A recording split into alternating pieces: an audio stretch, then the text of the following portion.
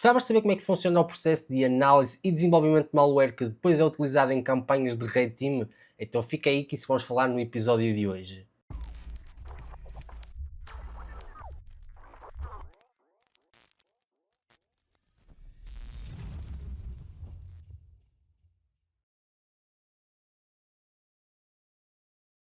Rafa, desde já, muito obrigado pelo teu tempo. É uma honra poder trazer aqui ao podcast do Hacking na Tuga. Uma honra muito especial, já te acompanho há muito tempo e é um privilégio poder estar aqui contigo e sugar o teu conhecimento e poder partilhar isso com a minha comunidade é sem dúvida uma honra muito. E a primeira pergunta que eu gosto de começar este podcast e falar com as pessoas que trago aqui à área de cyber é como é que tu vieste parar a área de cyber? Bem, em primeiro lugar, eu quero agradecer o convite. Para mim é uma honra imensa estar aqui com você. Eu te admiro muito, te acompanho há muito tempo, então muito obrigado pelo convite. Bem, como eu vim parar na área de cibersegurança, eu, na realidade, desde os meus 14 anos, eu já sabia que queria trabalhar com isso, e na época ainda não tinha nome, né? Não existia esse nome de pentester, red team, nada disso existia, né? Eu nasci em 87, então quando eu tinha 14 anos era ali em 2000, não tinha sequer bug bounty, HackerOne, nada disso ainda, mas já estava iniciando. É, Porém, na televisão brasileira se tinha muita notícia dos defacements, né? Para quem não sabe, Yeah. existia uma pequena guerra entre grupos de invasores que invadiam sistemas, invadiam sites, trocavam a página principal, né, a index do site e colocavam alguma mensagem. Fulano esteve aqui, ou alguma mensagem política. E antigamente existia realmente uma guerra entre grupos, então os grupos disputavam quem fazia mais defacements, né? Então tinham mass defacements que um grupo pegava um servidor compartilhado, por exemplo, com centenas de sites, ele conseguia root e aí fazia defacement em todos os sites. Então, eles sempre postavam esses defaces que eles faziam em sites específicos, né? Então tinha o, nossa, esqueci agora o nome de Isso todos os parece sites. aquela trajetória que atualmente toda a gente quer fazer ransomwares, antigamente toda a gente queria fazer defacements. Exato, exatamente. Zone H, lembrei de um agora, o Zone H, e tinha um outro muito famoso também que era All3, All alguma coisa assim, que eu não lembro também, mas ele fechou. E existiam essas guerras. E essas guerras, elas acabavam passando eventualmente nos jornais, né, nos telejornais aqui brasileiros. Porque eventualmente algum site governamental era atingido, algum site de alguma empresa grande. E esses sites grandes, eles, se vocês forem lá no ZoneH, por exemplo, zoneh.org, aí tem os sites especiais que eles têm uma estrelinha, né? Esses sites entre os grupos, eles valiam mais, assim, né? Então era notícia, assim, sempre tinha notícia sobre isso e isso despertava muito minha curiosidade, né? De como eles faziam isso. Eu sempre fui muito curioso, né? Desde pequeno, os meus pais me davam brinquedos e eu desmontava os brinquedos para entender como eles funcionavam. Uhum. Obviamente, eu nunca conseguia montar de volta, então eu só perdia meus brinquedos. Então, quando eu via essas notícias, eu obviamente ficava muito curioso, né? Como que eles fazem isso? Eventualmente, com 13, 14 anos, eu comecei a estudar web, que até então se resumia a HTML, CSS e JavaScript já tinha, né? Mas até então, JavaScript era uma linguagem que ficava confinada ali nos navegadores, né? Para fazer sites dinâmicos, etc.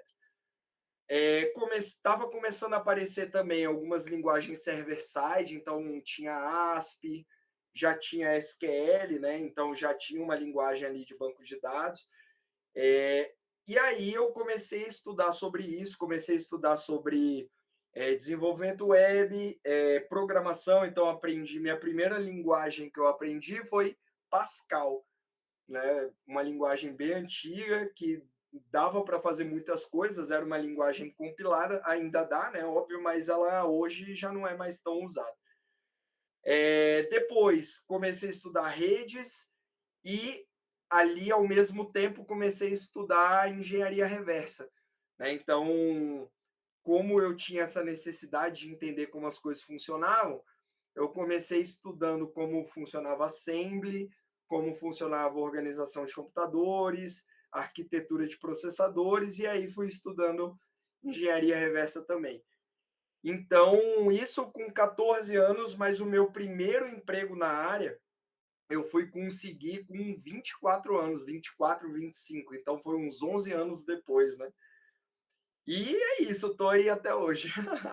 Porque é uma coisa interessante. Como eu já te acompanho há muito tempo nas redes sociais do Hacking na Web, às vezes contas um bocado do teu percurso. E o que eu acho interessante às vezes passar para as pessoas é que existe muita necessidade das pessoas querem entrar logo para a área de cyber, logo de início, quando acabam a faculdade ou algum curso. Mas a tua trajetória é muito diferente, ou seja, tu gostavas da parte de cyber, mas não foste diretamente para a área de cyber, ou seja, tu ainda percorreste muita coisa antes de entrares efetivamente na área de cyber, apesar de já saberes que querias a área de cyber. Queres Sim, falar um bocadinho sobre isso? Porque acho que isso é efetivamente é um abre-olhos para as pessoas de dizer a necessidade, vocês não têm que ir por aqui, porque no fundo todo o conhecimento depois vai ser acumulado e vai ser útil mais para a frente para termos algo mais abrangente. com certeza. Exato. Eu, com 14 anos, eu já sabia que eu queria trabalhar com isso, achando falhas e não sei o quê. E até então não existia essa área de pentest, red team, isso não existia, mas eu sabia que queria trabalhar com isso. É, Depois, quando eu tinha 18 anos, era necessário decidir o curso superior, né, a faculdade.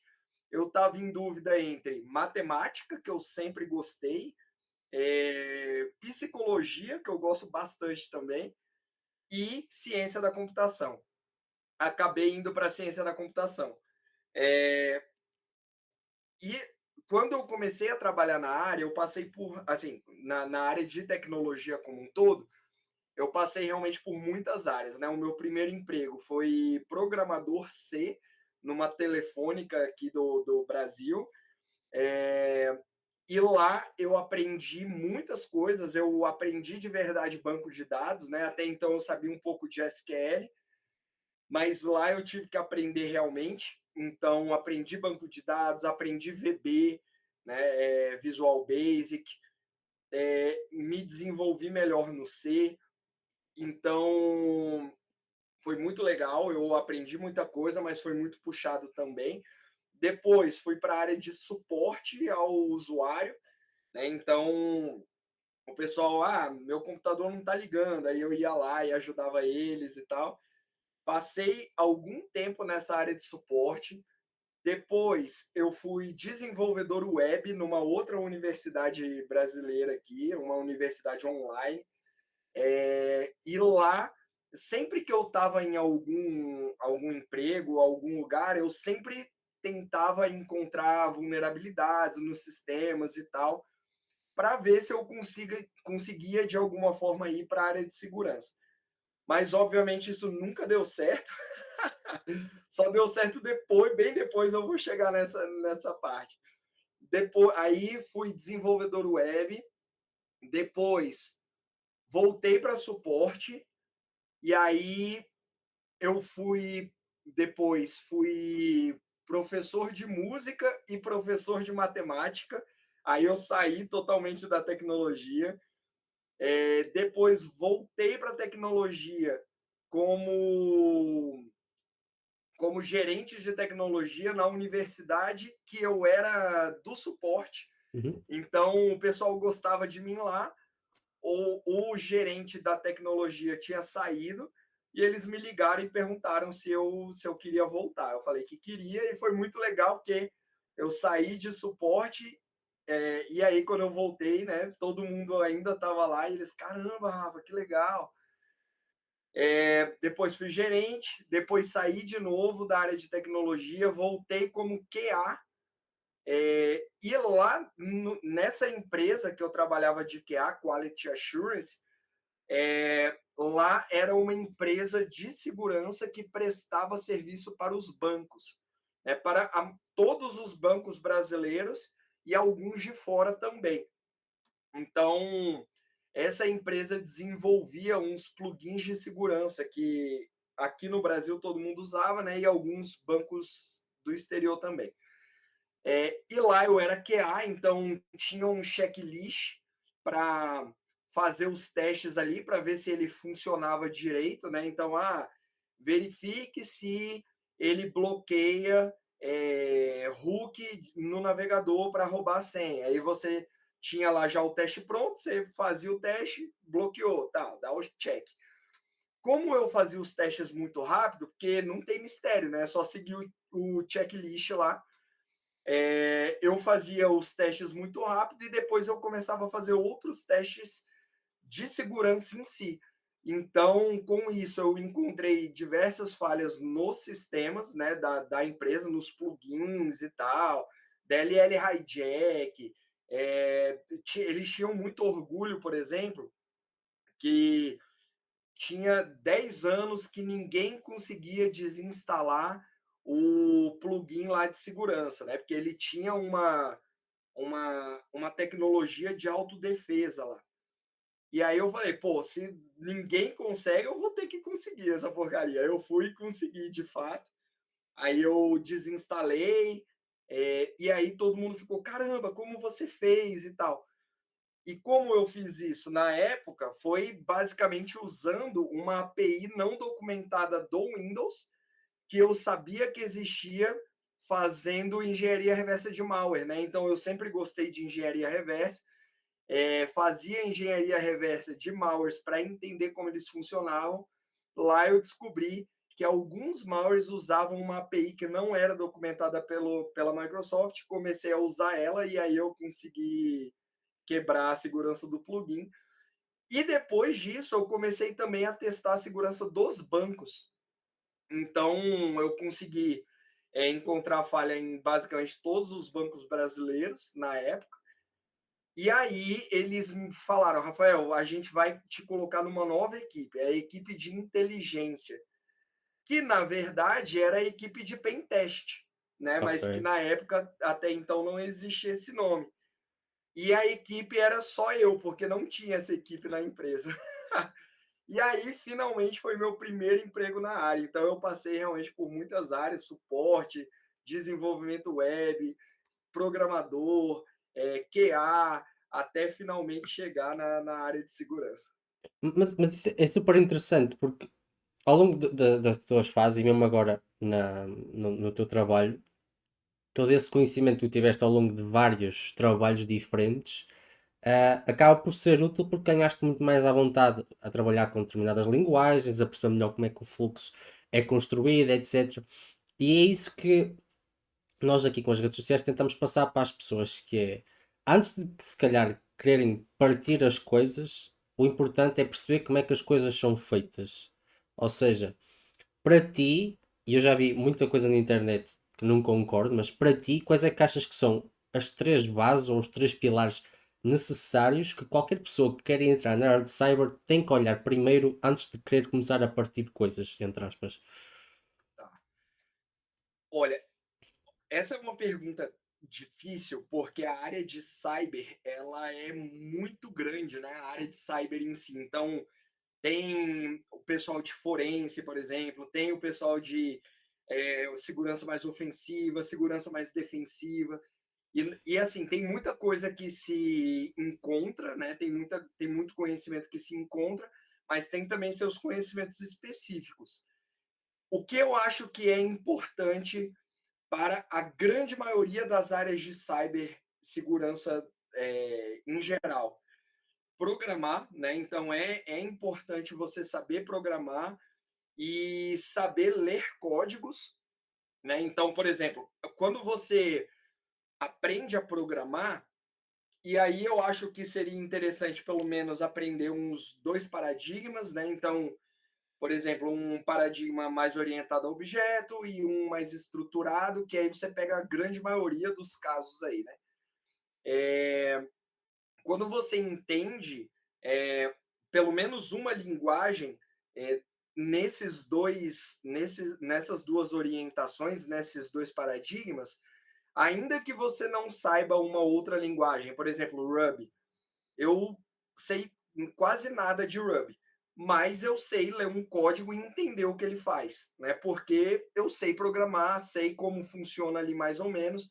Então, por mais que vão ter uma coisa ou outra que são diferentes, mas você consegue ler e entender o que se passa ali. Então, programar é muito importante. É, Desenvolvimento web também é muito importante, você entender como funciona um sistema web, como funciona a interação do front-end com o back-end, né, a interação do back-end com o banco de dados. Então, uma coisa que me ajudou muito na parte de web foi entender os diferentes modelos, né? Então, por exemplo, o modelo MVC, né? Como funciona ali o model view e o controller. Depois, como eu fui desenvolvedor web, eu pude fazer sistemas na prática, né? Então, acabou que eu também desenvolvia sistemas em diversos modelos. Foi nessa época, por exemplo, que eu aprendi PHP orientado a objeto, né? Eu só sabia PHP estruturado, e aí eu aprendi o PHP orientado a objeto. Então é legal você entender também ali desenvolvimento web, claro, redes de computadores, né? Fundamental, porque é necessário você entender como a internet se comunica. Então, quais são os diferentes protocolos, né? O que é um TCP, o que é um UDP, qual é a diferença entre eles. Uma coisa que é muito legal e eu indico para todo mundo fazer é ler o livro do Nmap. Né? Nmap, o guia definitivo do Fyodor, do fundador, do cara que escreveu o Nmap. É assim incrível você ver ali como as diferentes flags de um pacote de rede reagem, cada sistema operacional reage de uma forma diferente. E é muito legal ver como ele pensou quando ele criou o Nmap, né? Então, por exemplo, tem lá a RFC que diz como o sistema operacional deve responder determinado pacote. Beleza, mas o que acontece se eu mandar um pacote com todas as flags ativas, né? Que é o Christmas. O que acontece? Porque isso está fora da RFC e cada sistema operacional responde de uma forma diferente. Então ele foi brincando com as flags, foi brincando com os pacotes e foi vendo que cada sistema operacional se comportava de uma forma diferente. E assim nasceu o Nmap. Então é incrível, leiam o livro do Fyodor. Ele é antigo? Mas vale até hoje, né? Então, porque redes de computadores é basicamente a mesma desde lá da década de 80, 90, né? Então, podem ler sem medo, é uma aula, é muito bom. Redes de computadores, programação e sistemas operacionais, né? É importante você entender como funciona o Windows de verdade, como funciona o Linux de verdade, né? O que o user land, o kernel land, né? A teoria dos quatro anéis, né? Dos sistemas Dos Rings. operacionais, que a grande maioria dos sistemas operacionais usam apenas dois, né? Que é o Ring 0 e o Ring 4, né, que seria do sistema operacional, ou do user land, do modo usuário. Então, é muito interessante você entender como funciona o sistema operacional, até mesmo porque, eventualmente, você vai precisar explorar algum sistema, explorar alguma defesa. Então, é importante você entender como funciona o sistema operacional. Antes de entrarmos já aqui nos tópicos que eu quero abordar contigo, estas questões de malwares, mas ainda mantendo esta parte do estudo, na tua altura era muito diferente em termos de conteúdo relativamente agora. Agora existe um, um completo absurdo de conteúdo disponível na internet que antigamente não existia. Como é Sim, que tu, naquela altura, e se ajustasses para agora, como é que tu estruturavas o teu estudo para estas três vertentes? Como é que tu ias em busca desse conhecimento, por exemplo? sim. Bem, eu seguia uma certa lógica, porque os meus interesses, eles meio que permaneciam sempre os mesmos, né? Então, muita gente me fala assim: "Rafa, hoje eu quero aprender tal, amanhã eu quero aprender Y". Na minha época não era tanto assim. Eu não, talvez seja pelas redes sociais, né? Porque hoje tem, como você falou, tem muito mais é, conteúdo disponível. Você rola feed e tem vídeos diferentes o tempo inteiro. Na minha época não era assim. Então, os meus interesses, eles eram constantes, né? Eles eram bem constantes. Então, eu estudava realmente programação. Eventualmente, eu cheguei a entrar em um curso, entre aspas, que era um programa de iniciação científica, né, para quem tinha interesse.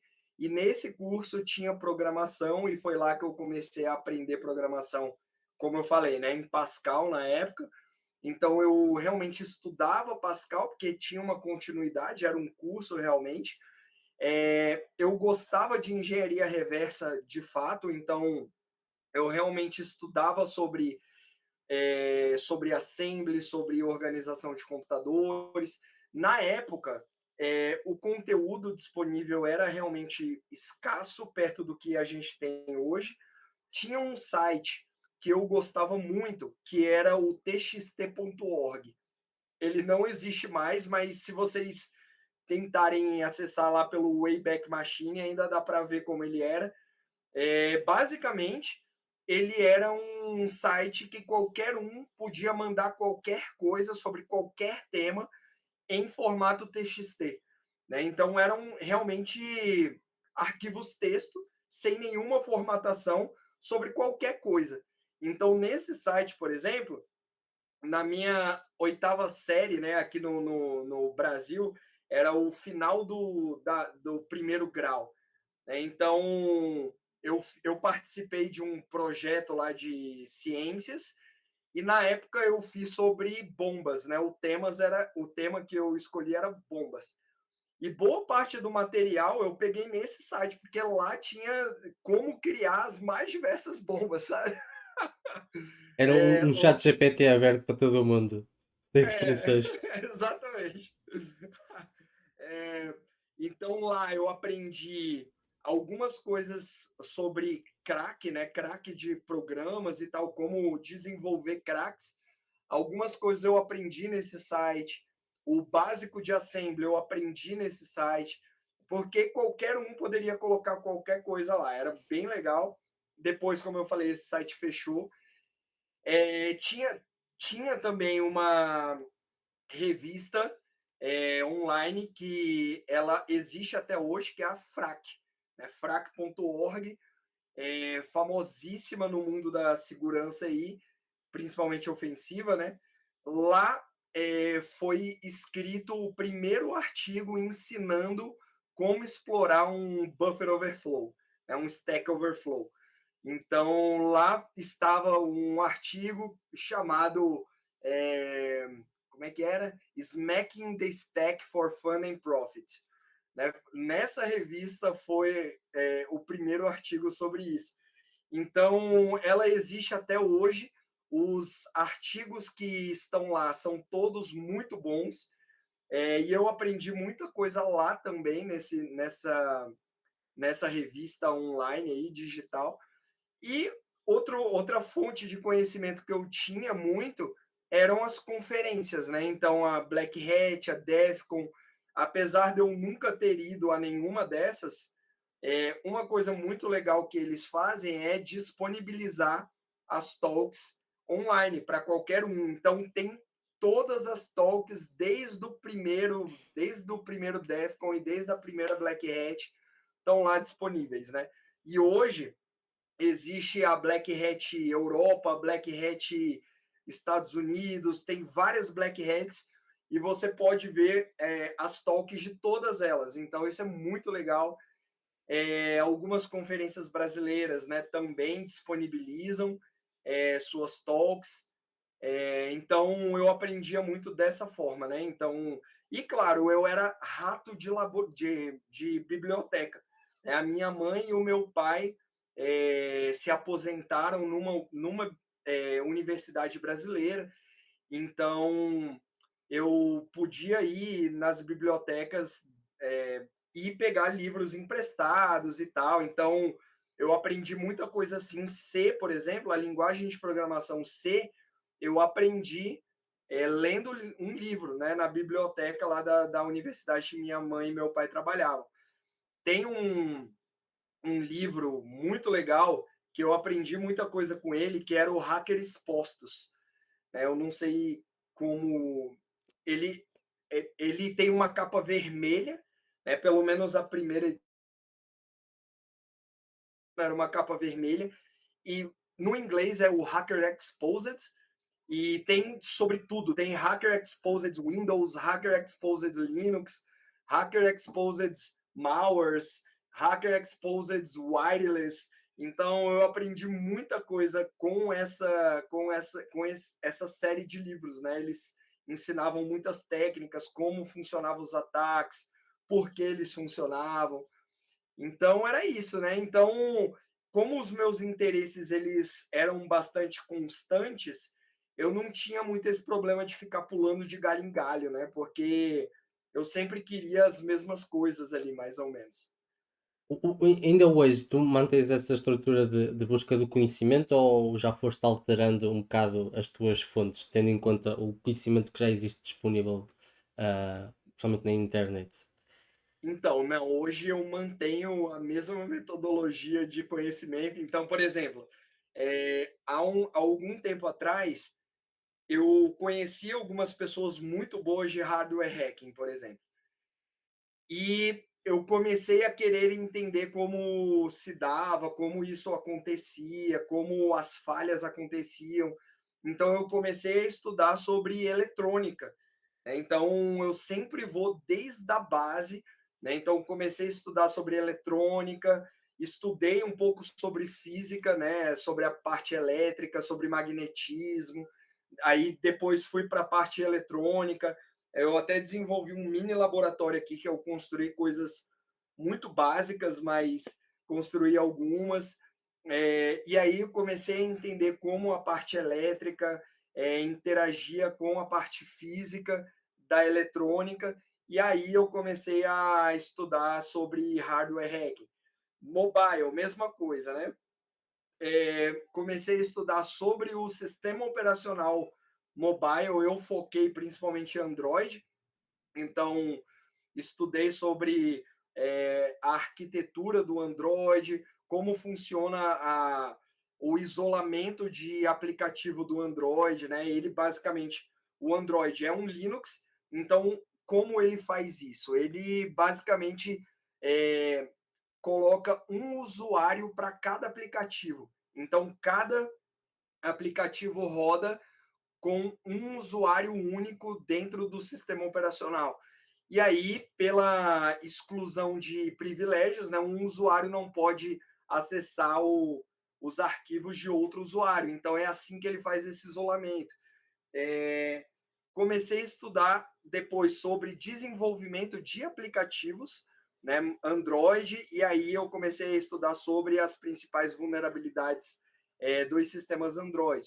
Então, até hoje eu sigo essa metodologia, né? Quando eu tenho interesse em alguma coisa, eu estudo desde a base e vou subindo a partir dali.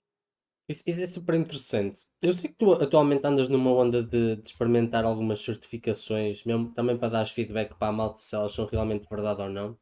Mas o que eu gostava de questionar e ter a tua opinião relativamente a isto era: tu achas que ainda existe vantagem em tirar, por exemplo, uma licenciatura? Ou achas que atualmente, por exemplo, certificações já são o suficiente para as pessoas conseguirem arranjar trabalho e dar o seu primeiro passo, por exemplo, na área de cyber? Então, há pouco tempo atrás, eu comecei a aplicar eh, para entrevistas em diversos empregos, tanto no Brasil quanto no mundo. Eu queria realmente ver como eu me saía e também treinar, porque entrevista é muito treino, né? Você precisa estar tranquilo, e isso eu ouvi de algumas pessoas que eu tenho como referência nessa área, assim, conseguiram excelentes empregos em excelentes lugares, em big techs e etc. Rapidinho, Força. pronto. E essas pessoas, elas me falavam, né, Rafa, entrevista é muito treino, né? Então, quando você pega a forma como a entrevista funciona, como ela é conduzida, você começa a se dar muito bem. E aí eu fiz esse experimento, né? Eu apliquei para todas as vagas que apareciam na minha frente, remota, presencial, híbrida, do Brasil e do mundo inteiro. Então, eu apliquei para mais de 200 vagas, provavelmente, tanto do Brasil quanto fora. E eu estava falando, inclusive, ontem, isso com alguma pessoa, com um pessoal que veio me perguntar. É, para vagas do exterior, eu tive 2 entrevistas, né? E todos eles me perguntavam na lata, assim, Rafa, estou vendo que você tem muitas certificações e tal, por que que você ainda não tem a OSCP? Sempre, sempre perguntavam. E aí eu falava assim, é porque aqui a moeda brasileira, o real, ela é muito desvalorizada, então se o valor da OSCP para o brasileiro é um preço assim exorbitante. E aí teve um, um, um membro de uma equipe de Red Team dessas que eu fiz a entrevista, que ele falou assim, porque nessa empresa específica, eu fui entrevistado por toda a equipe de Red Team. E aí um deles virou para mim e falou, Rafa, eu entendo, mas é necessário. Né? Eu tenho visto que assim boa parte das vagas elas têm algumas certificações de pré-requisito, né? Tanto principalmente no exterior, mas aqui no Brasil também tem. Então, por exemplo, tem muitas vagas no LinkedIn que eu aplicava que falava assim: você tem alguma dessas certificações? Aí tinha OSCP, tinha Security Plus, alguns lugares pediam, mas não eram assim, não eram tantos, mas tinham alguns lugares que pediam. CRTO também costumava estar lá entre o rol. E eu percebi que assim, realmente, para eu me desenvolver, seria necessário realmente tirar algumas certificações. Né? Eu, sinceramente, nunca dei valor à certificação, porque eu acho que eu dava muito mais valor à prática que a certificação em si, e na verdade ainda dou, ainda hoje, e também porque eu não sei se todo mundo sabe, mas boa parte dessas provas elas têm as respostas na internet, né, disponíveis. Você consegue comprar a resposta. Então eu pensava assim, cara, qual é o valor disso? Se uma pessoa pode comprar a resposta, não prova nada, né? Então eu nunca dei valor à certificação, mas infelizmente para mim o mercado como um todo dá muito valor. Então, eu acho que é interessante. Eu comecei a tirar certificações, sinceramente, não pelo mercado e nem por oportunidade de emprego, mas por é, ter uma oportunidade de continuar estudando. Né? Hoje, eu tenho 2 filhos pequenos, bebês, eles inclusive acabaram de entrar aqui agora há pouco. Então, ficou muito difícil para mim continuar estudando, né? Teve, inclusive, uma época, alguns meses aí, que eu parei de estudar, né? Eu tenho o costume de ler, eu leio bastante, todo dia antes de dormir eu leio algum livro que eu tô lendo sobre algum tema da área de segurança ofensiva, E eu passei alguns meses sem conseguir ler, sem conseguir estudar, sem conseguir fazer nada. Eu estava trabalhando, né, até pouco tempo atrás, em uma empresa realmente, então o meu tempo era ainda menor e isso me incomodava bastante. Exatamente porque eu tenho essa necessidade de entender as coisas, de aprender, enfim.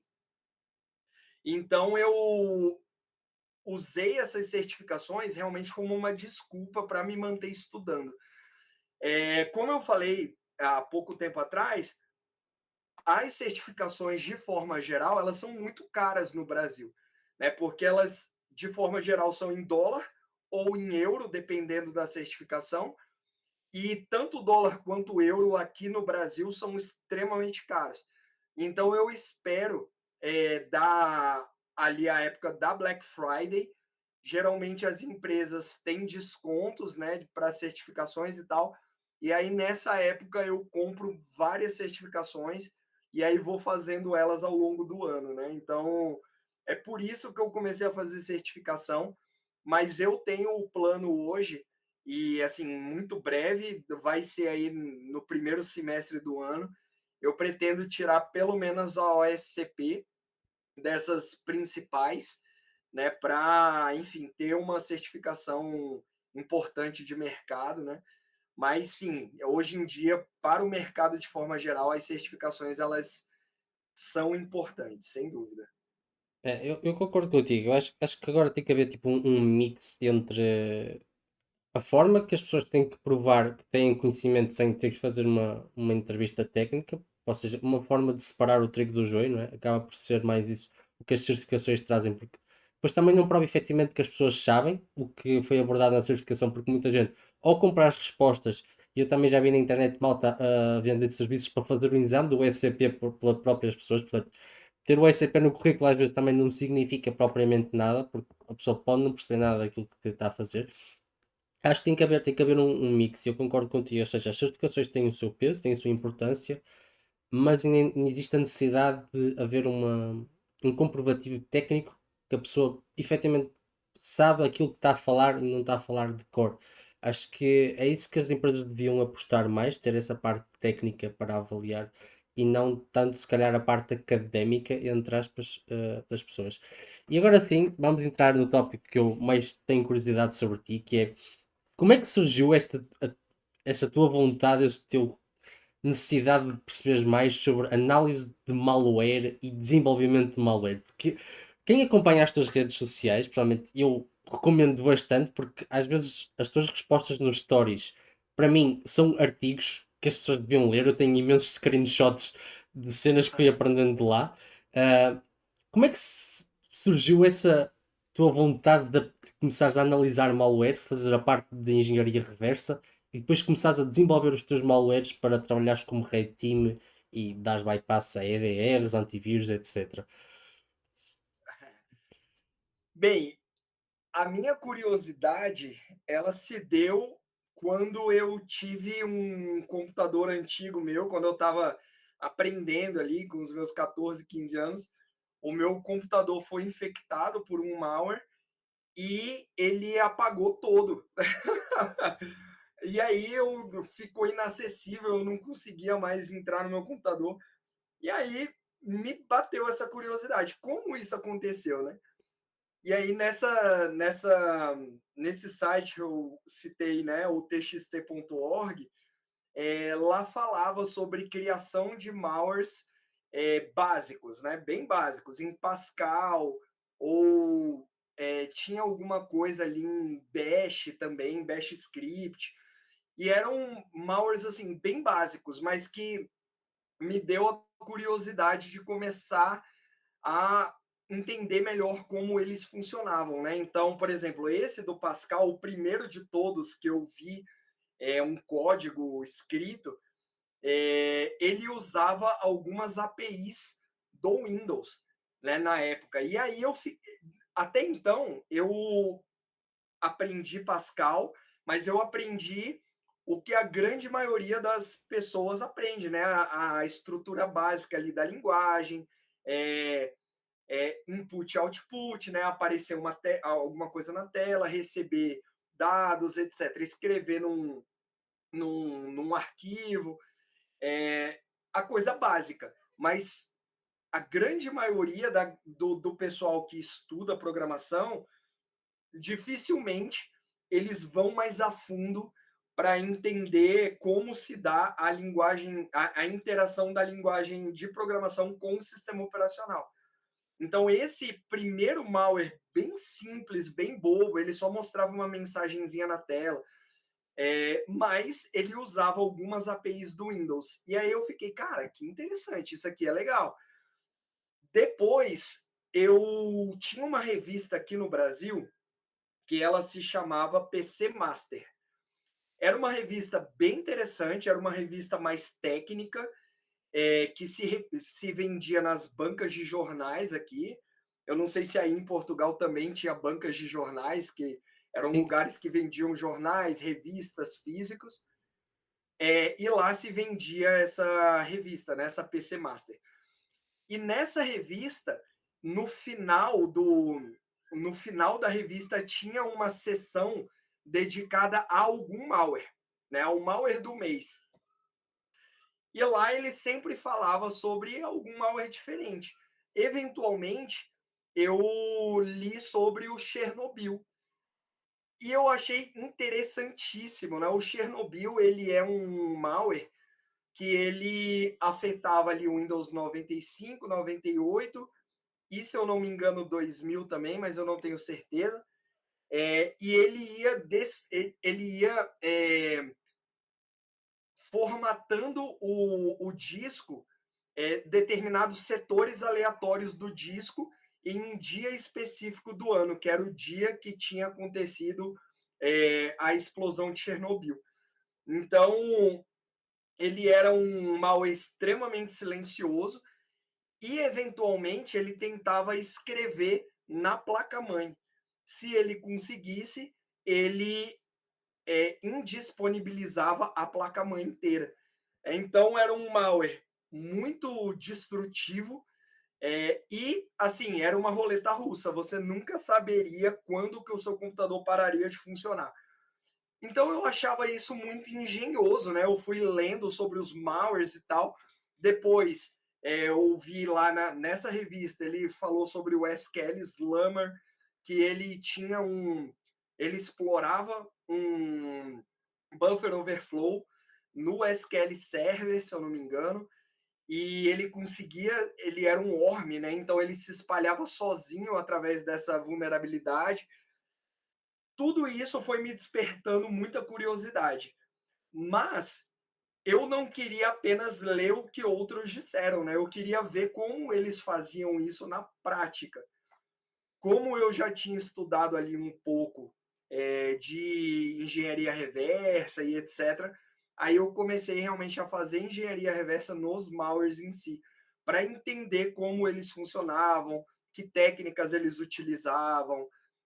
E isso assim foi fundamental para minha carreira como um todo, porque isso me fez ver muitas técnicas que a grande maioria das pessoas não sabe, e a grande maioria dos brasileiros em si, né? Porque o brasileiro, de forma geral, ele tem muita dificuldade com linguagens estrangeiras, né? Então, ele tem um estudo que diz que, não sei, 90%, eu não lembro o número exato, mas um número bem alto de brasileiros não sabe inglês, por exemplo. E o inglês na nossa área é fundamental. Uhum. Se a pessoa não sabe inglês, ela sempre vai estar atrás, sempre vai ficar para trás.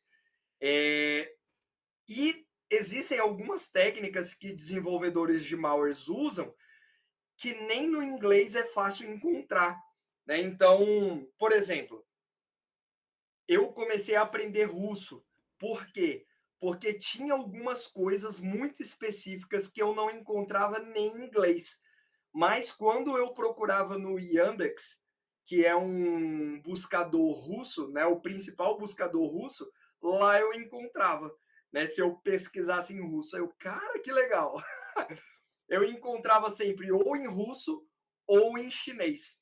né? Então, eventualmente, em algum momento, eu quero aprender chinês também, mas comecei a estudar russo para ler os artigos russos, porque tem algumas coisas que só tem em russo, algumas técnicas muito específicas. Então, essa foi a minha curiosidade para analisar malwares, né?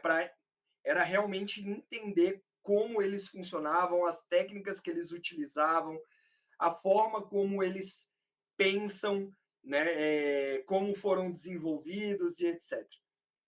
Mas para esta questão, principalmente para a parte agora de desenvolvimento de malwares, Sim, tu achas que a necessidade de saber programar é absolutamente essencial, não é? Porque ele vai ter que ser programado, mas a sim, necessidade de compreender o sistema operativo e como é que ele funciona de ponta a ponta de forma mais baixa possível é super essencial, principalmente por causa de invasions e algo do género. Como é que foi esse processo de, ok, eu já analisei muitos malwares, mas agora vou começar a desenvolver os meus para ver como é que isto funciona. sim.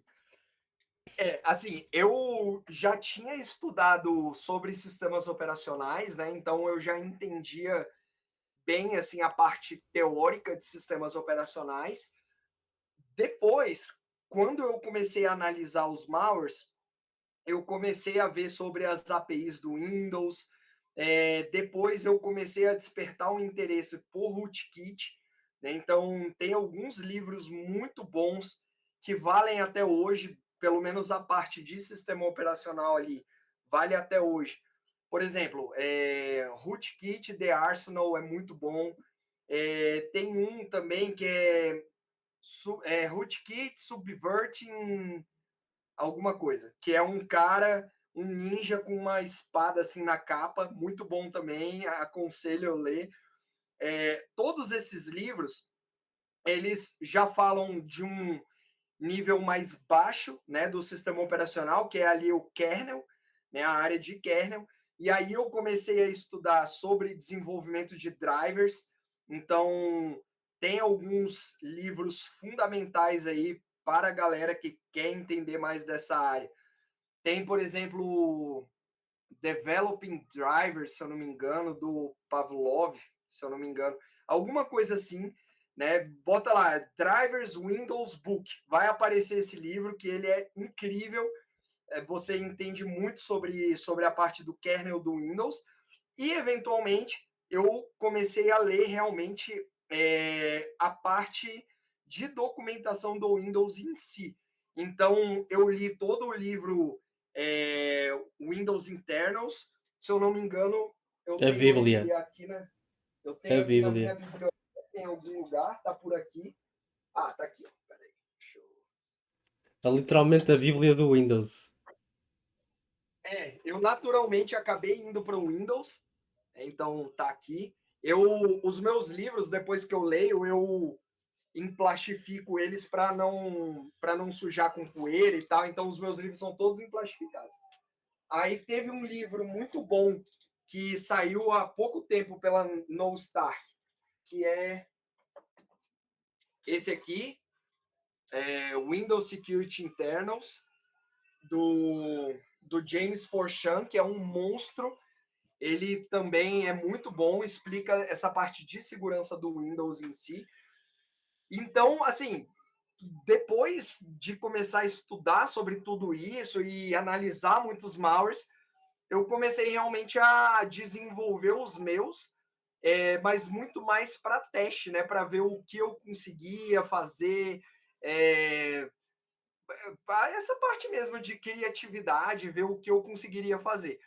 Depois de algum tempo, realmente isso se tornou importante, porque hoje eu trabalho nessa área mais ofensiva, né? Então, hoje eu trabalho com pentest, trabalho com red team, que não é uma coisa que me desperta o tesão, assim, a alegria, sabe? Tipo, eu gosto, claro, mas eu gosto muito mais da parte de engenharia reversa realmente, porque eu gosto de entender como as coisas funcionam. Então, claro, eu gosto de atacar também, e hoje eu trabalho com isso, mas O que me traz alegria realmente é realmente quebrar coisas, descobrir como elas funcionam, fazer engenharia reversa, é isso que eu realmente gosto. E aí, hoje, para o meu trabalho, essa parte de desenvolvimento de malwares é fundamental e é uma área que poucas pessoas vão, assim, tem pouca oportunidade de trabalho formal, entre aspas, então é difícil você ver uma vaga para desenvolvedor de malware. Mas aquelas pessoas que têm essa habilidade, elas acabam se destacando, né? Seja seja para segurança ofensiva, seja também para análise de malware, né? Porque você acaba adquirindo essa parte maliciosa realmente. E isso facilita muito você entender como os malwares funcionam também. Tu achas que esta área mais de engenharia reversa e desenvolvimento de malware, se calhar dentro da área de cybersecurity, é que tem uma curva de aprendizagem maior e acaba por ser mais complexa? Olha, eu acho que sim. Eu acho que sim, porque é necessário muitos conhecimentos, né? Assim, você precisa entender de sistemas operacionais, de organização de computadores, arquitetura de processadores, assembly. Você precisa entender como que um executável. Eu sempre foquei muito em um Windows, né? Porque é o sistema operacional mais usado no mundo e é o mais atacado também. Então eu sempre acabei indo muito para essa área. Você precisa entender como o sistema operacional funciona, as APIs do Windows, como que ela vai chegar, uma chamada a uma API, por exemplo, em userland, como eventualmente ela vai chegar no kernel e em algum momento vai chegar no hardware, né? Você precisa entender isso. Quanto mais fundo você for, mais destrutivo você consegue ser, né? Mais, por exemplo, um rootkit em kernel, ele tem ele tem algumas possibilidades que um malware em userland não, nem sonha. Né? Então, à medida que você vai aprofundando, você vai ficando mais destrutivo e é necessário mais e mais conhecimentos. Então, eu acho que sim, a curva de aprendizado é muito alta, talvez a mais alta aí das áreas. Mas uma cena que eu acho super engraçado também a assistir o teu conteúdo é fazer a análise ou a engenharia reversa de software, às vezes, e a desenvolver cracks para eles. Porque, no fundo, a parte de desenvolvimento de crack nada mais é do que fazermos a engenharia reversa ao software e perceber como é que se vai ultrapassar as validações. Que, no fundo, também acaba por ser um malware que nós desenvolvemos, entre aspas, para termos na máquina.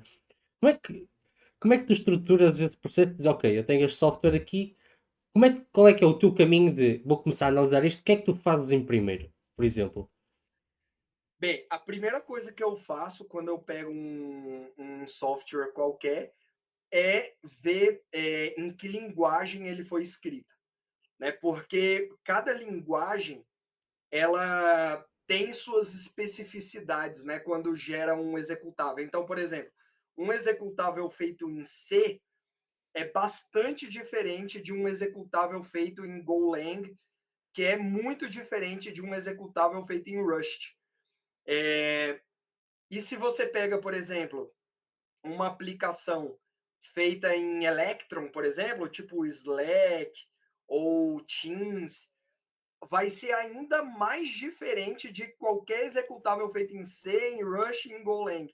Né? Então, quando você. A primeira coisa que eu faço é realmente ver qual é a tecnologia que aquele programa usa. Como que se faz isso? Basicamente, cada linguagem de programação, quando ela é compilada ou interpretada ou gerado algum tipo de executável de alguma forma, ela vai ter alguns padrões. Né? Então, vão ter bibliotecas que são específicas de determinado compilador, vão ter estruturas que são específicas de determinada linguagem.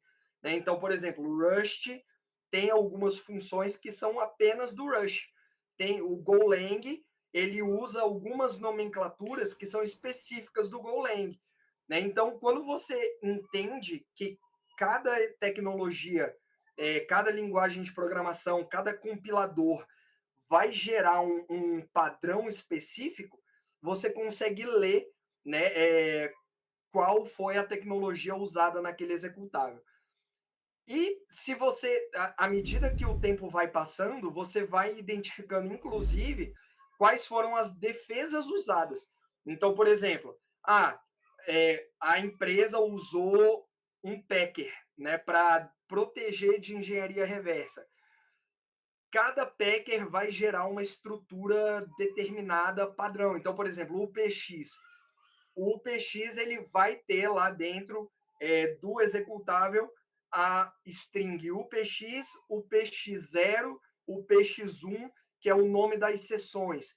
Então, só com isso você já sabe qual foi a tecnologia usada ali.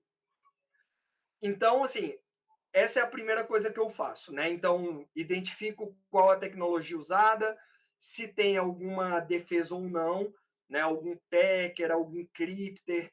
Se tiver, vai ser necessário fazer o reverse dessa defesa antes de estudar o executável em si. Então, o PX, por exemplo, é bem simples, porque ele é um packer, né? Então, você consegue descompactar ele facilmente. Mas tem algumas proteções, por exemplo, temida, que, assim como o nome diz, ele mete medo realmente. Né? Ele é uma defesa muito parruda, muito forte. Ele usa virtualização de código, ele tem checagem de alteração de código. Então, ele é uma defesa muito robusta e muito difícil de quebrar. Né? Cada versão usada tem diferença. Então, por exemplo, às vezes você pega algum código que consegue descompactar, né? Consegue fazer o reverse do temida X, mas para a versão seguinte já não funciona. Então, dependendo da tecnologia, da proteção que o fabricante usou, você vai ter muito trabalho. Então, eu sempre faço também pesar se vale a pena, né? Porque esse não é o meu trabalho, né? Eu faço isso por diversão, realmente. Tanto é que eu não compartilho os craques que eu faço, etc. O que eu faço é realmente para entender como funciona, né? Como o programa funciona, como o processo de registro funciona. E aí eu faço o crack muito, muito mais para ver se eu consigo. Né? Então, não é algo para distribuir, é algo para eu entender realmente. Então, por exemplo, se eu pego alguma coisa protegida com temida, eu já deixo para lá, porque eu não tenho tempo realmente para fazer isso. E aí, após analisar qual é a tecnologia usada, eu vou fazer o processo de reverse da tecnologia. Então, por exemplo, se eu geralmente vou usar o AIDA Pro, que é um disassembler que eu gosto muito, mas tem o Ghidra também, que é grátis, é gratuito. Ambos, tanto o AIDA quanto o Ghidra, eles têm um decompiler, né? Então ele vai gerar um pseudocódigo em C ali que fica muito mais fácil você entender o código e etc. Rush, Golang e outras linguagens compiladas, eu também uso o AIDA. E à medida que você vai estudando engenharia reversa dessas linguagens, você vai vendo as dificuldades e já vai tendo a manha ali para conseguir passar por elas, né? Então, vai se tornando mais fácil. Mas hoje não existe, por exemplo, alguma ferramenta específica para analisar Rush, específica para analisar Golang. Então, vai demandar aí alguma experiência, né? Algum tempo de experiência realmente. Se é um programa feito em Electron, por exemplo, é relativamente fácil, né, a gente quebrar esse programa. Todo o código vai estar em um arquivo ASAR e é simples a gente que é, na verdade, uma compactação. Todo o código real vai estar lá dentro, então é relativamente fácil a gente reverter isso e pegar o código original. E aí é só analisar, né? Porque é JavaScript puro. Então, enfim, cada linguagem de programação vai ter a sua própria especificidade. O que eu faço também é analisar outros craques. Então, tem alguns programas que eu, por exemplo, o Epic Pen. Epic Pen ele é um programinha que ele permite que você faça setas Uhum. no seu desktop em real time, né? Isso é legal para quem faz lives e tal, para quero apontar para determinado canto, aponta lá. Ele é um programa pago, e eu tive a curiosidade de entender como ele funcionava e eventualmente criei um crack para ele que está aqui no meu computador.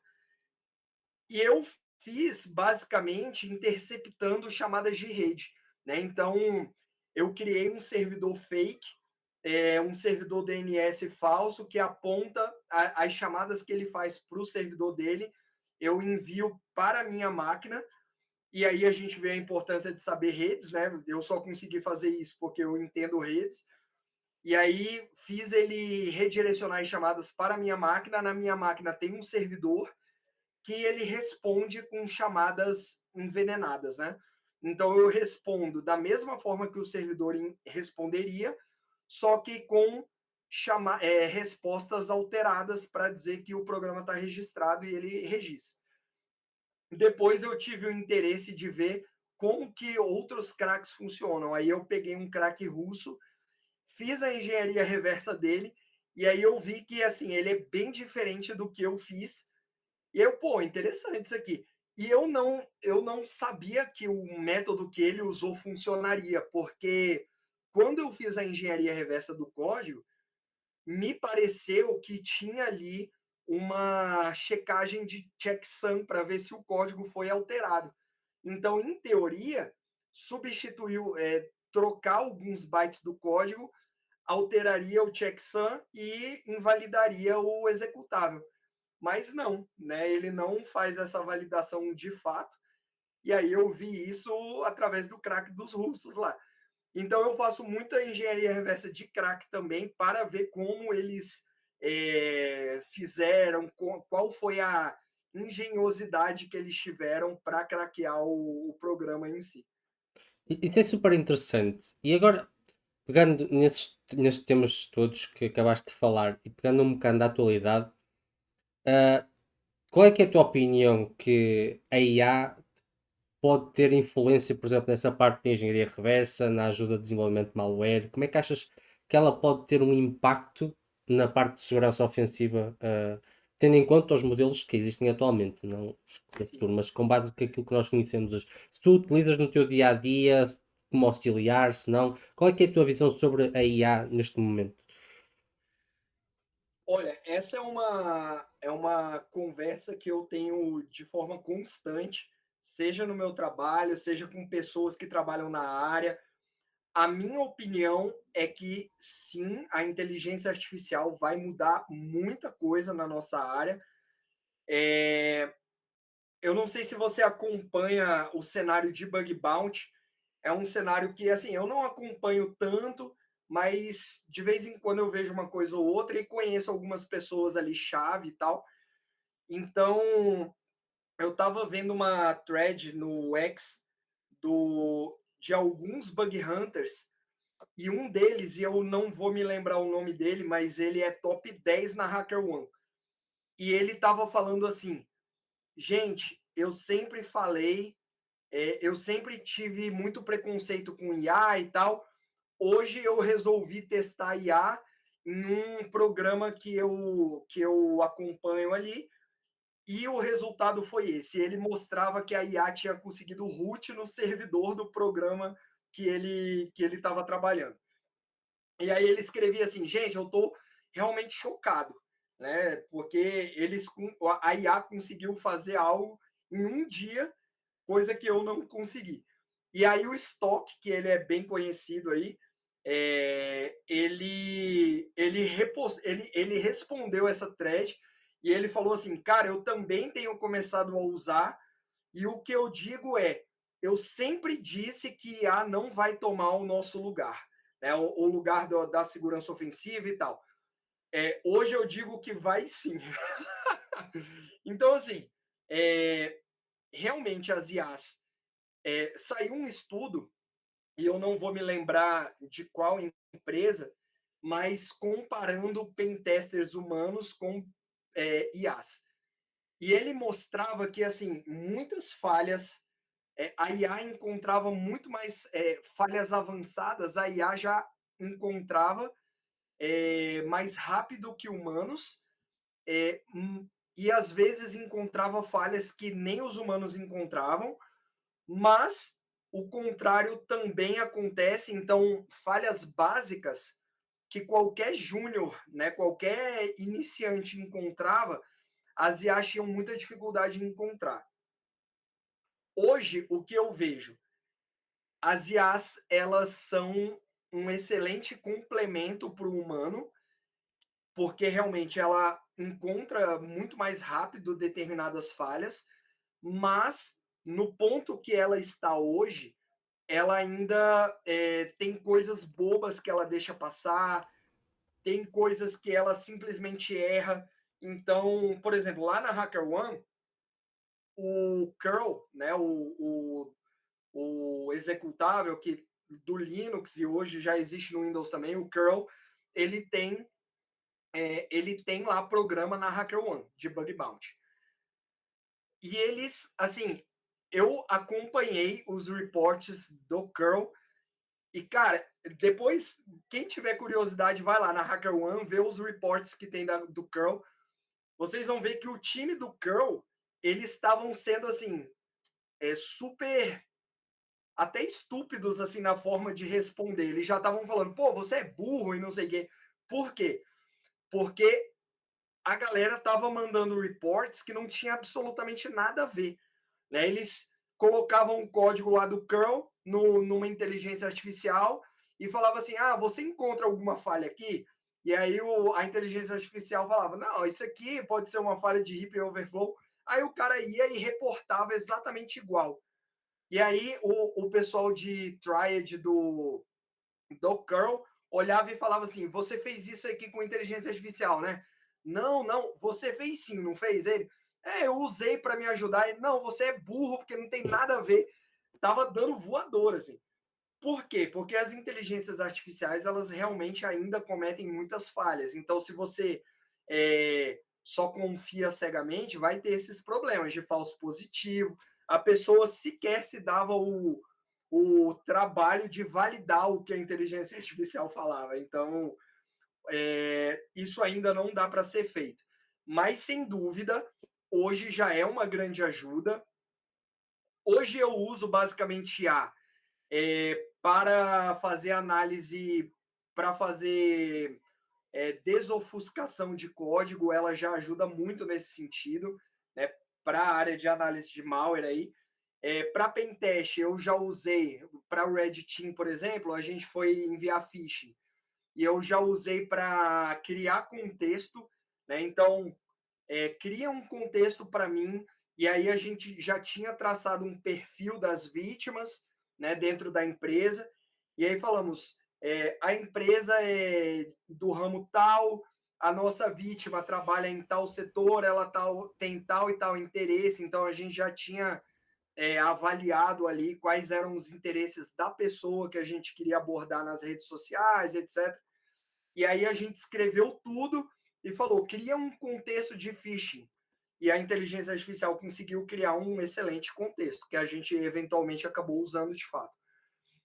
Então, a gente tem usado, eu tenho usado, né, inteligência artificial para essas coisas, mas assim, não dá para confiar cegamente, tem que sempre validar.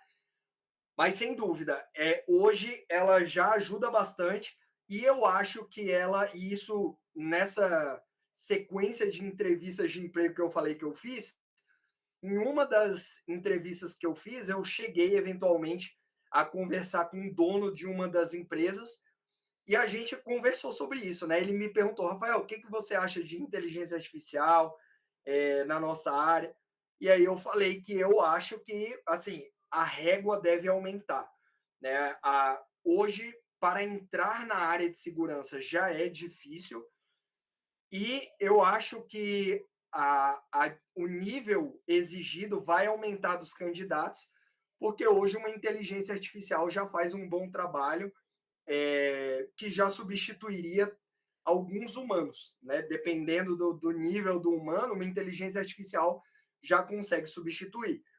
Então, aí ele falou para mim, eu concordo, eu realmente tenho visto sobre isso, e ele tem uma empresa de segurança ofensiva, ele próprio é técnico, e aí ele me falou isso, hoje o que eu tenho visto realmente é isso, eu acho que tende a mudar muito realmente o nosso cenário. Então eu acho que é isso, a inteligência artificial, ela é de grande ajuda, ela vai mudar muita coisa, ela vai tornar os processos muito mais ágeis, eventualmente ela tende a aumentar a régua, mas eu acho que nunca vai substituir um humano de forma total, porque realmente é necessário alguém de mais experiência validar o que foi feito. Por exemplo, a parte de business, a parte de falha de business, né? Por exemplo, aqui no Brasil a gente tem o Pix, né? Então, quando se usa Pix, tem determinada regra de negócio. É muito difícil para IAs darem essas nuances, né? Então, não vai substituir um humano, pelo menos a curto prazo, mas eu acho que tende a aumentar o nível de exigência e tende a aumentar a régua aí para quem trabalha na área. Eu concordo. E há uns episódios atrás eu tive a conversa com o André Batista, que tem a FIEC, que é basicamente uma empresa que tem um hackbot, ou seja, o objetivo deles é fazer pentest automatizado com a IA, ou seja, já tem o seu próprio hackbot para fazer esses testes.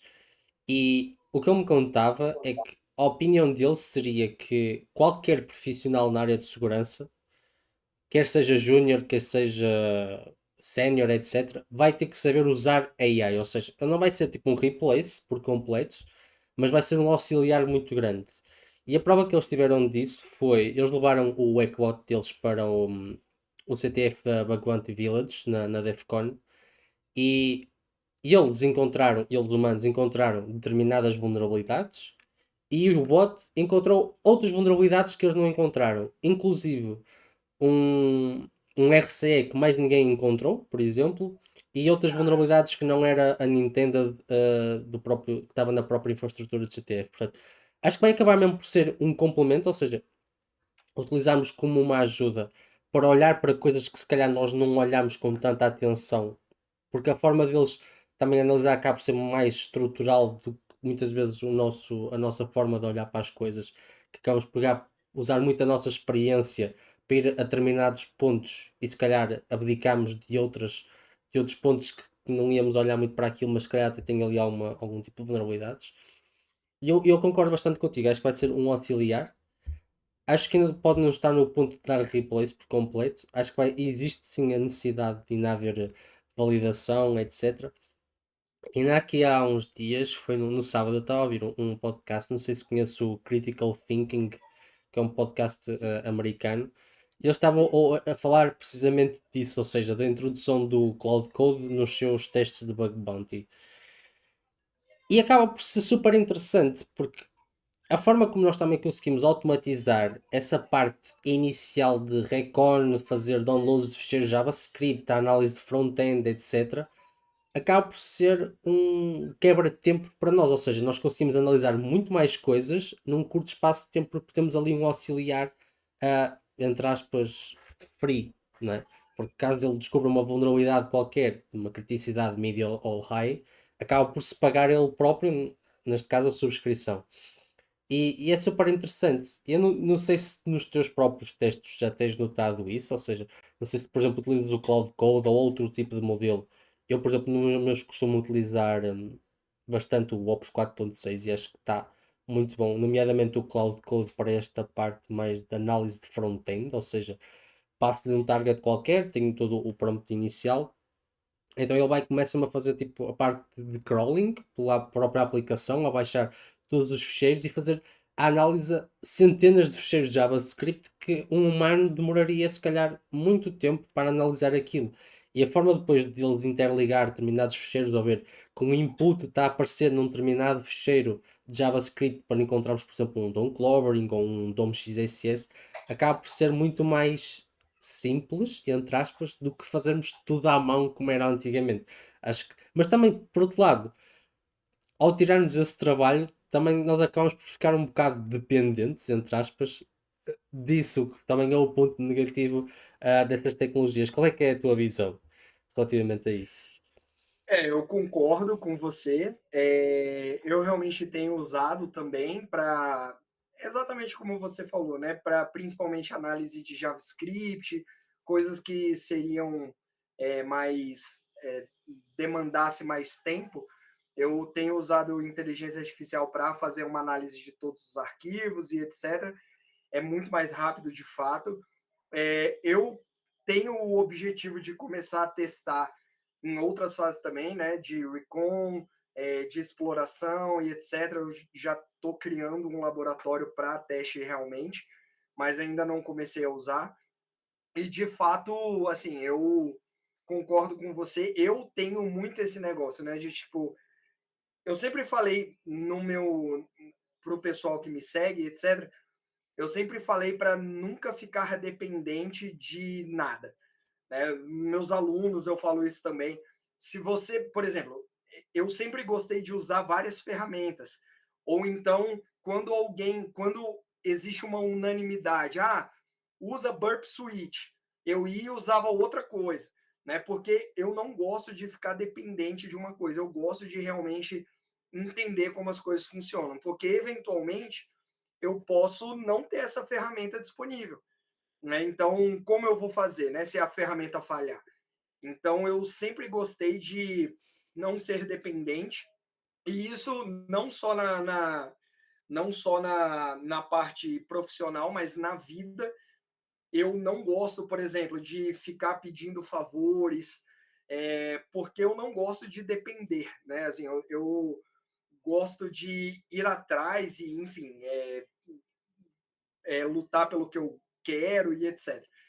É, então, para mim, é realmente uma dosagem, né? De tipo, o que eu posso fazer com inteligência artificial e se ela conseguiu encontrar algo que eu não encontro, como que ela fez? Eu quero aprender também, eu quero entender a forma como ela pensou para chegar até ali, né? Então, eu não gosto de simplesmente jogar para IA, eu quero entender como ela fez, porque eu quero também reproduzir, né?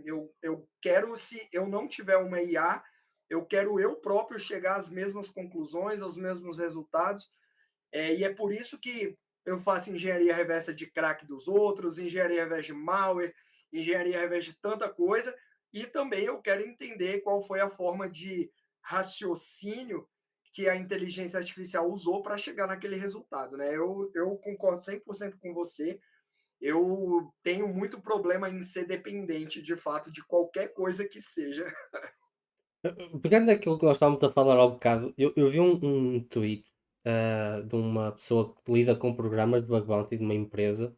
Ele estava a dizer que receberam tipo 700 submits no programa deles, porque literalmente existe muita gente agora que pega tipo num cloud code da vida e mete ele tipo a dar fuzzing no site e mete-o a reportar automaticamente. Só que muitas vezes os findings que ele encontra, alguns nem sequer são exploráveis, para começar, e outras vezes nem sequer têm assim aplicabilidade naquela aplicação e ele sai tipo disparando reports à toa, o que também acaba por ser um bocado chato para as equipas que estão a fazer essa triagem, a fazer essa análise toda. Mas acho que tem que haver, exato como nós acabamos de falar, um complemento entre o humano e a máquina, ah, de forma a também conseguirmos abranger coisas mais rápido, numa quantidade maior. Nessa conversa que eu estava a ter com o André, ele estava-me a contar que saiu tipo um relatório, acho que foi na Mediant, em que o tempo de exploração de CVEs estava em menos um dia. Caramba! Porque basicamente a malta está a usar AI para dar análise de commits no GitHub de programas open source e mal sai tipo um commit, eles fazem tipo logo a verificação do que é que foi alterado para desenvolver um exploit em cima daquilo. Ou seja, muitas vezes nem sequer o advisor da própria empresa sobre a vulnerabilidade e a vulnerabilidade já está a ser explorada in the wild por causa da AI estar a automatizar esta exploração. E isso também acaba por ser super interessante, mas também super aterrorizador ao mesmo tempo porque nós nunca sabemos o que é que estamos a contar no final, não é? Porque podemos estar vulnerabilidades críticas em sistemas críticos podem estar a ser explorados sem que ninguém saiba ainda, porque ainda ninguém olhou para aquilo com atenção. Um, mas ainda tenho aqui muita água para escorrer e vamos ver onde é que isto efetivamente vai dar. Se vamos ter aqui um auxiliar útil ou não. Um, É isso. Rafa, foi um prazer enorme ter-te aqui. Foi uma experiência incrível. Sempre te admirei imenso e o teu trabalho também. Foi sem dúvida um privilégio conseguir te trazer aqui e agradeço muito pelo tempo que tu disponibilizaste. O prazer foi todo meu. Muito obrigado pelo convite. Como eu falei, eu te acompanho nas redes sociais, então eu gosto muito do seu trabalho e para mim é uma honra estar aqui com você. Rafa, muito obrigado pelo teu tempinho mais uma vez. Tchau, tchau. Tchau, pessoal. Até mais. E bem, malta, foi um episódio extremamente interessante, cheio de conteúdo valioso que pode ser bem útil para vocês. Para além disso, eu queria te pedir que passasse nas minhas redes sociais, quer no meu Instagram, quer no meu TikTok, porque é a forma mais fácil que tens de entrar em contato comigo e onde eu posto conteúdo diariamente. E acima de tudo, se gostaste deste vídeo, não te esqueças de deixar o teu like, comentares o que é que tu achaste e acima de tudo, subscreveres o canal para estar sempre a par dos próximos vídeos. Fica bem e vemo-nos já. Até já!